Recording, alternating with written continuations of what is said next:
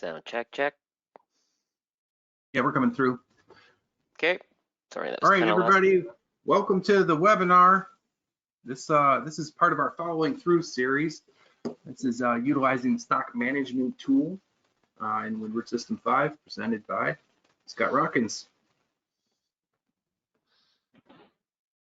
Hi, everybody. Thanks, Kyle. And thanks, everyone, for coming today. So I'll just do a quick review here of what our plans are for webinars and workshops for this upcoming quarter. We're going to focus on fulfillment of orders, basically. In the first quarter of the year, we were focused a lot on how to get your prices right, how to increase your basket size or the frequency of visits to your store, and how to use tools like barcoding to speed up your sales process. Now we're going to kind of take that to the logical next step, and we're going to focus on how to make sure you have enough of that product on hand to fulfill those orders when people stop by, how to ensure that that stays that way, which is a lot of what we'll talk about today, and how to manage other ordering situations like special orders, back orders, how to deal with deliveries, how to deal with installations, service, salespeople, time tracking. All of that stuff we'll be doing this quarter in the following webinars and workshops. So we're hopeful that you'll join us for some of those. Our first workshop will be next week, and it's a really good segue from today's topic. The stock management tool has a lot to do with reorder points, and that's one of the main focuses of our workshop next Thursday morning at 8 Pacific.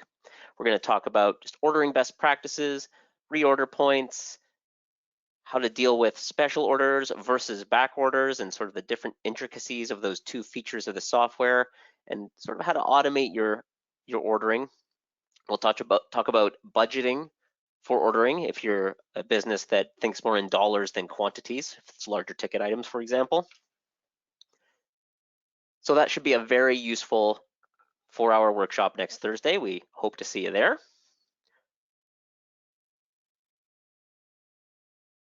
Today, we're going to go through some basics of a tool that isn't actually brand new, but it often is overlooked for one reason or another. When I talk to clients on the phone, I often find that they don't know about this tool, so I thought it'd make a good webinar.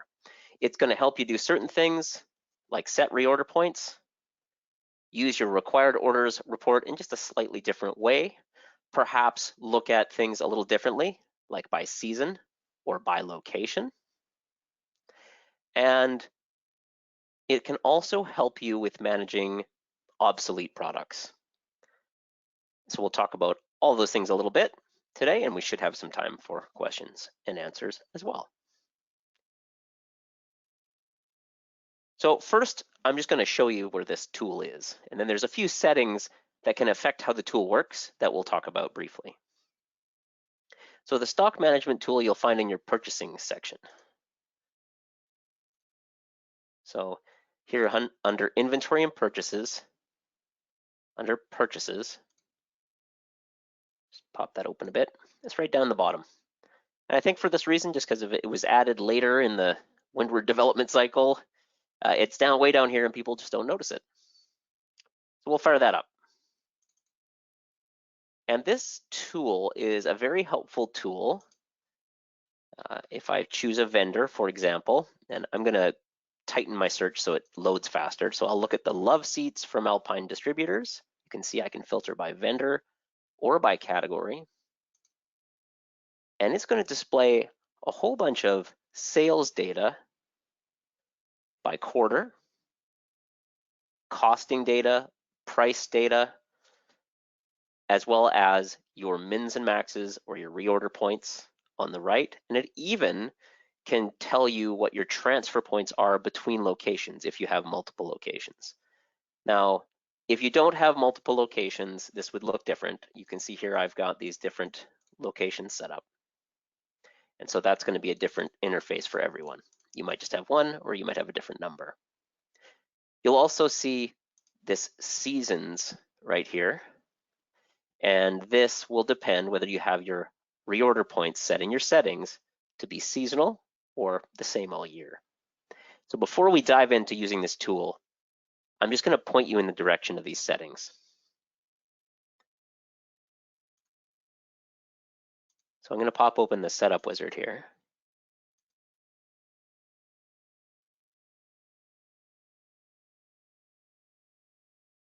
Now, the first setting where you have multiple locations, the departments feature. If you're unaware of departments, this is a powerful feature of our software that is typically used when you have multiple locations for your business.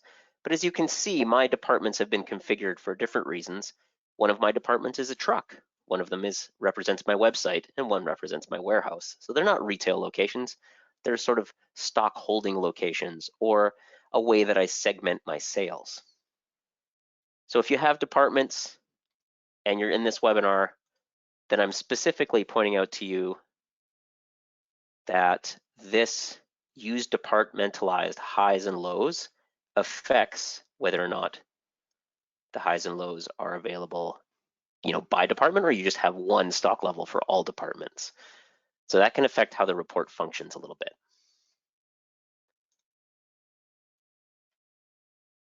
Secondly, under inventory, under inventory options 2, with your highs and lows, or your reorder points, your mins and maxes, might call them different things, you can have them set so they're the same all year round, which is the most common setting, or you can have them set to be seasonal.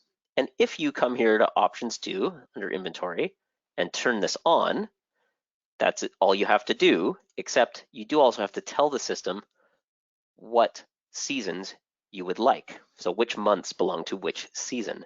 And you can even just make it monthly if you want to set up that table that way. I think that's as detailed as you can get, is monthly.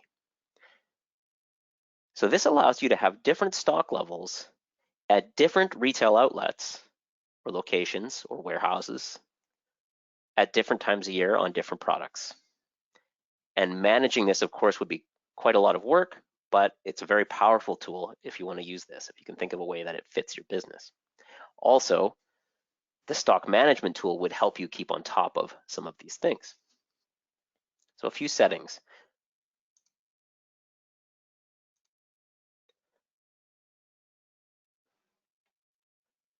So let's go back to our stock management tool I still have open here, and we'll start playing around a little bit. I want to show you some of the key features and how you might use this, although I think every business might use it just slightly differently. So first, when you open this up, you need to pick some product that you want to set reorder points for or review sales history for. And I'm going to pick some product here that I think might have a little bit more sales history. I think my computer systems do. So I have a little sales history. Probably a lot of you would have far more sales history than I do. So I can pick to filter by supplier and category, or either. And if I want multiple categories, I can click this and choose them from the list as well. I'm just going to stick with the computers for the moment.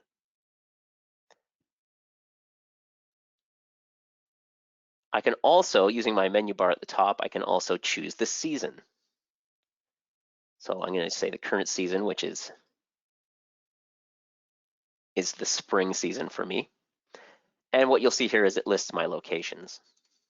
And I can set reorder points for the different locations right here. After reviewing the sales history, the total sales over time, and what I might have on order, or even when the last time I received this product was. You can also set transfer highs and lows between physical stock locations or departments. So this should give you most of the data you would need to set reorder points, at least that's the idea. And it gives you a fast way to set them right here. I guess one more thing on the interface on the top here is if I click show all seasons, because I have the seasons turned on, then I have to choose one of my locations to work on. And then you have to kind of refresh it by hitting view. And now, instead of having 5 lines for your different locations, this is all head office, but for these different seasons of the year. Of course, all of this is a lot more straightforward if you just have one location and don't have seasonal highs and lows. There's a lot less going on, but it works in a very similar way. Okay, so assume that I'm looking at these computer systems and I can see these top two have some sales, so I'm going to want to set some reorder points for them. It's as simple as entering those here. So perhaps I want to make sure that whenever I run out, so whenever I go below 1, I order enough so I have 3. So, I'll typically have around 2 in stock. And there's my suggested order there. I think on my screen, it doesn't quite all fit, so I have to scroll back and forth just a little bit on the bottom. Now, if I want to set these and then just forget about it, I can do that. I can come up here and hit commit. And that locks those highs and lows in. It places them in the inventory item record, basically. I can also use a couple other tools on this screen. For example, under the options button up top, I can clear the highs and lows for items that have no sales in the last year. Or I can just clear them all to 0 and all the lows to 0. So you can, if you're looking at a group of products that are fairly similar, say a category or particular products from a vendor, then you can mass change them very quickly here, which is something you could only previously do using a data load.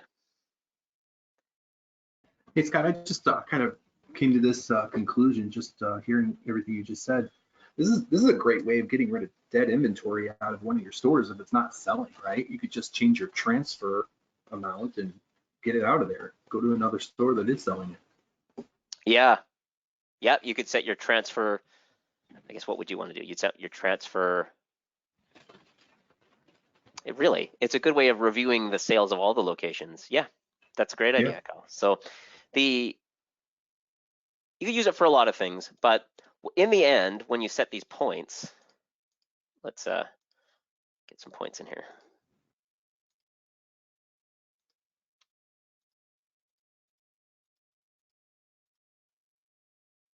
And commit those. That's something like in the past, you'd have to go item by item or use a spreadsheet load. So this is a lot faster. And what you typically would do after you set these, although maybe not always, is you'd want to order. And so there's a link right up here on the top to the required orders report. And the required orders report is like it sounds. It'll trigger you to order things in a sort of automated way when you run it, based on highs and lows, and some other factors as well, like special orders or back orders. So if I just hit required orders, it's going to open up the required orders report, and it'll select that vendor for me that I had selected already. There's quite a few settings on this report that can make it behave differently, but if I just hit view,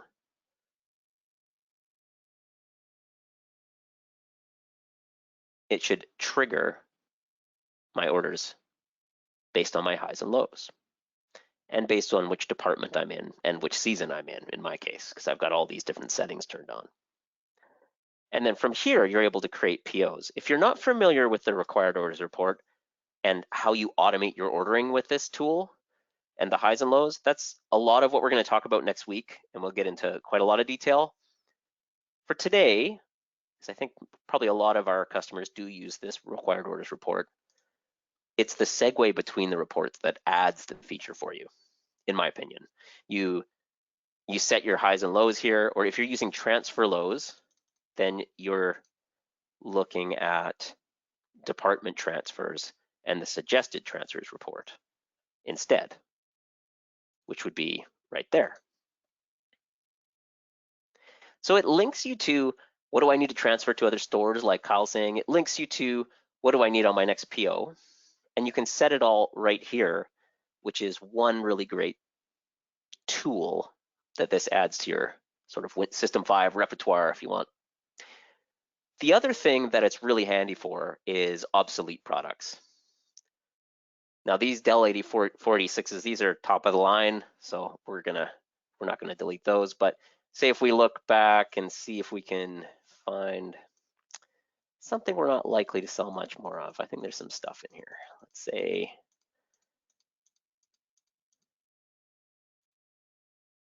fax machines.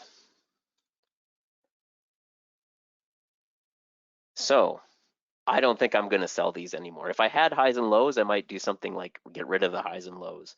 But I think more than anything, I'm going to want to mark these items as deleted, which is something in our software that you could always do one item at a time. What this empowers you to do is just mark them off like that. I'll just do one here. And then you hit this commit button and that item's marked for deletion. So it's a fast way to look at a lot of product, see what's moving, see what's not, and discontinue some product. So those are really the key features of it, although I know that you'd use it quite differently depending on whether you're going to set up seasonal highs and lows and whether you have multiple locations and you're managing transfers. Just trying to think if there's any other key things to mention here. You can also do this, mark all items for deletion with no sales last year. So I believe I have no sales last year. Here, I'm going to take my seasons off and refresh.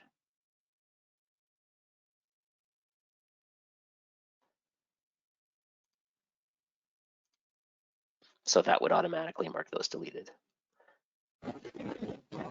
Hey, Scott, just because you're on this screen, this is one of the ways where you can expose all the items that were deleted, just in case maybe a few years ago you had something that was pretty popular.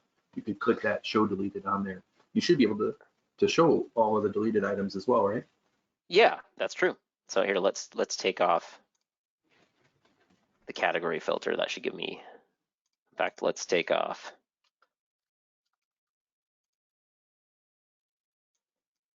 I think we want to do maybe multiple for me.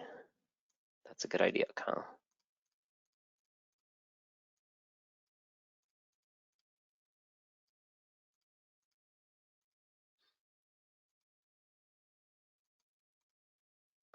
Multiple. Yeah, it'd probably work a little better in a large data set though too, right? Yeah, I know I only build so much data in here. So it's hard to say how many we'll find that I've got deleted.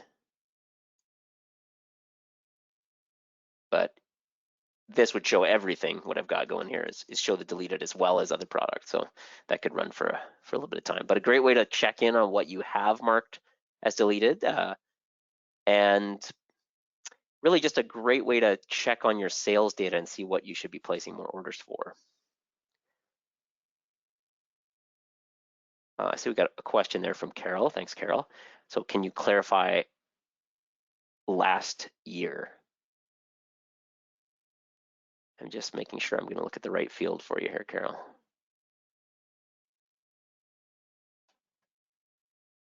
Total sales in last year is what you meant, I think, Carol. When I was here, let's stop it so I can. Yeah, does that mean last year or does it mean the last 365 days? I think that's what she's getting at. Yeah, I believe it would be your last financial year, which is going to depend on your financial year settings. I don't know if I have a good way to totally validate that right here, but I believe that's how it works. It's your last financial year.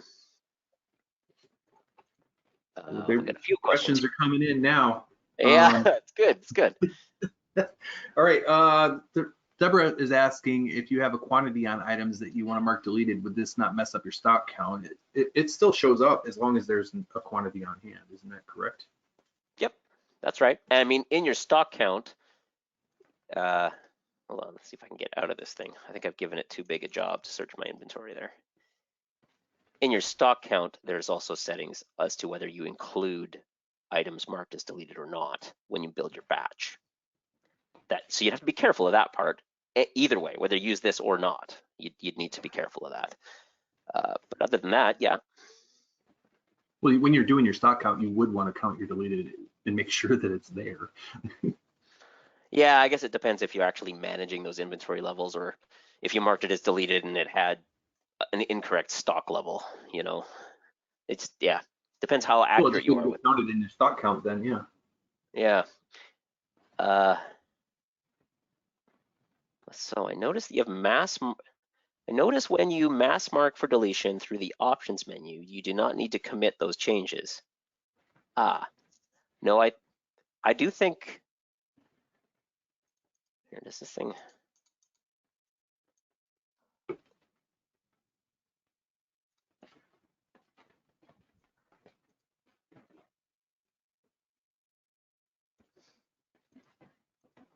there we go. Let it finish its, I do think you need to hit the commit button, but here, let's go check. That's a good question. So we were dealing with these Fax machines you did that. Oh yeah, fax machines, there they are. Fax machines. Oh yeah, I think you are correct. When I did this and that, it deleted it right away. Or marked it as deleted, I should say. It's still undeletable. And just in case anyone's not familiar with that, if I drill into the item here, if you have a product that's discontinued, you want to flag it like we've done, and this is, yeah, so I think the commit column will commit your highs and lows. And if you were doing the mark as deleted one at a time, you would still hit commit, I think.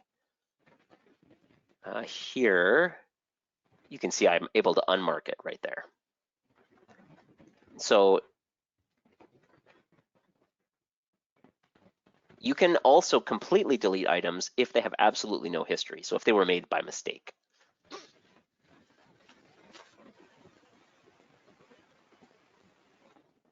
Oh, sure. So Lori's just asking, how do we get to this tool? That's a quick one, Lori, so hold on. To find this tool again, in case you missed the beginning, you go down in inventory and purchases to purchases, and it's right down here. And then you kind of toggle your settings. Also, there's the recording of the webinar. So there's some settings I went through about how to set your seasons and just a little discussion about whether you have multiple locations or not. Good question. So Todd's asking, does Windward allow you to add additional columns to the stock management tool? I don't think so, but there are, or rather, I think I've got them all added already is what might be going on. So you're seeing, we used to say WYSIWYG, what you see is what you get. I've got them all on is, I think, the case. Whereas the old approach to this sort of reporting was the design inventory report, which allows you to have a lot more control of the columns. Yeah, this one's just a little bit more dynamic and usable. Ready.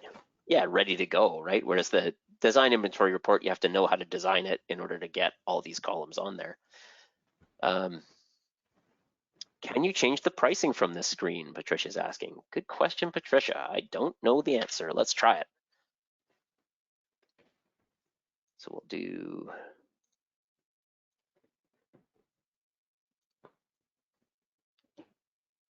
no, I didn't think so. It's not really what it's designed for. However, you can drill in.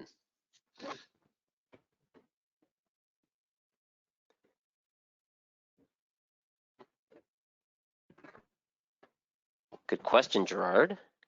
So Gerard's asking, what exactly does total sales and lifetime sales include?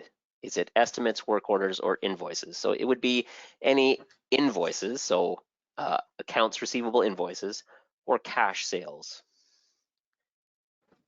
So it wouldn't count anything that's in progress like a work order or anything that's just a quote.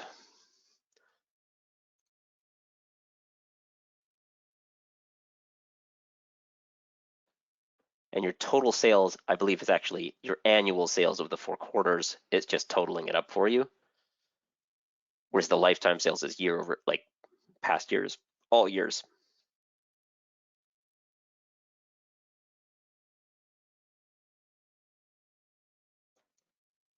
So good tool, and I encourage you to play with it.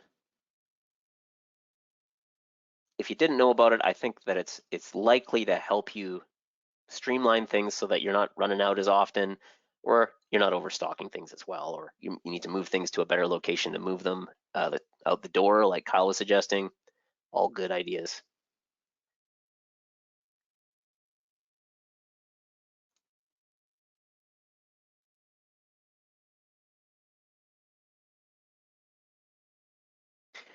So there's a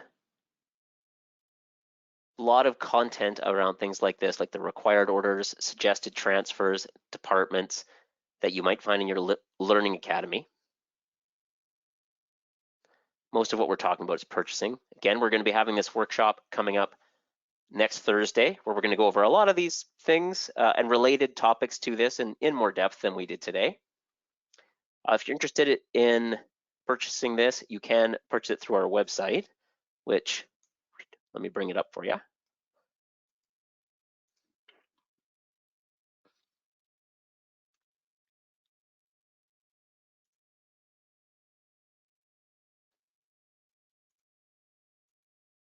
So here at sales.windwardsoftware.com, you can purchase all the events and bundles of them. So we also offer a Q2 bundle, which is all 3 of the workshops. And you can see when they are and what they're all about. And bundling the workshops does give you a bit of a deal. We're going to talk about reducing your out of stocks, being more efficient with your ordering, and budgeting. If some of you are not really using reorder points, but it's more about how much you spend on a certain product category per year, for example. We're going to talk a bit about the open to buy reporting in Windward. Then in May, we're going to talk about deliveries and installation and service. And in June, we're going to talk about all sorts of employee tracking, whether it's time, tracking their time, or just reporting on them, their time, or reporting on commissions, reporting on sales, all sorts of things like that. Also, just want to give a shout out to our mobile app Sidekick, which has had some recent enhancements that are undergoing on it. So Sidekick was already a great tool for looking up inventory in a mobile fashion. Like you can use it on any mobile device or in a browser. And you can write estimates in it and import them into System 5. So you can basically could help customers on the move, whether that's anywhere where you have internet access, on pretty much any device that has internet access. You can look up prices, write quotes, but what's being added in is a counting tool where you can do inventory batches on the mobile device, which if your mobile device has a scanner built in or a Bluetooth connected to it, will allow you to use barcode scanning mobily with a phone or tablet to perform inventory counts. So that's a great replacement for a data collector because it already knows all your System 5 SKUs. So when you scan it using your phone, it can tell you if it knows that product or not, which is really handy.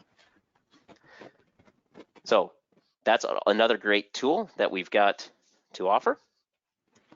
Any last questions before we let you guys go today?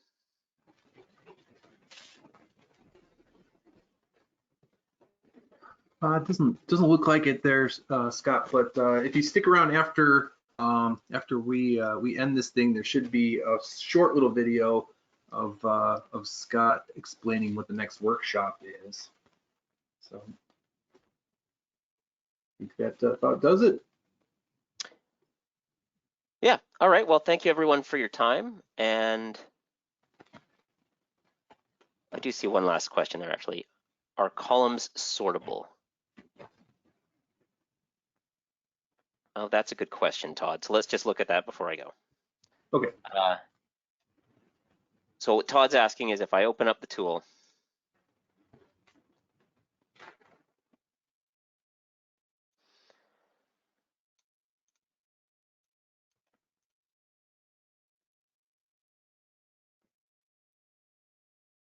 are the columns sortable? And I think that might be less, that might work if I didn't have the departments and the seasons turned on, Todd. I have a feeling, but with them turned on, I think it might be difficult. So Todd had a great idea. He's like, well, maybe I could sort by the items that are deleted. I don't think this one's sortable, but you can sort here by part number, supplier part number, or category.